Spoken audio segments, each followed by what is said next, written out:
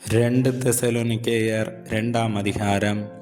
அன்றியும் சகோதரரே, நம்முடைய கர்த்தராகிய இயேசு கிறிஸ்துவின் வருகையையும் நாம் அவரிடத்திலே சேர்க்கப்படுவதையும் குறித்து நாங்கள் உங்களை வேண்டிக் கொள்ளுகிறது என்னவென்றால், ஒரு ஆவியினாலாவது வார்த்தையினாலாவது எங்களிடத்திலிருந்து வந்ததாய் தோன்றுகிற ஒரு நிருபத்தினாலாவது கிறிஸ்துவனுடைய நாள் சமீபமாய் இருக்கிறதாக சொல்லப்பட்டால் உடனே சஞ்சலப்படாமலும் கலங்காமலும் இருங்கள்.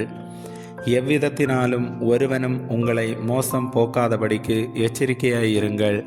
ஏனெனில் விசுவாச துரோகம் முந்தி நேரிட்டு கேட்டின் மகனாகிய பாவ மனுஷன் வெளிப்பட்டாலொழிய அந்த நாள் வராது.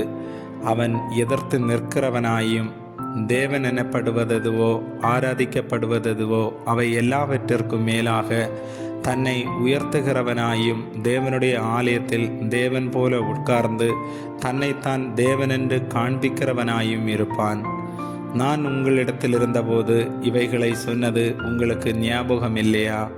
அவன் தன் காலத்திலே வெளிப்படும்படிக்கு இப்பொழுது அவனை தடை செய்கிறது இன்னதென்றும் அறிந்திருக்கிறீர்களே.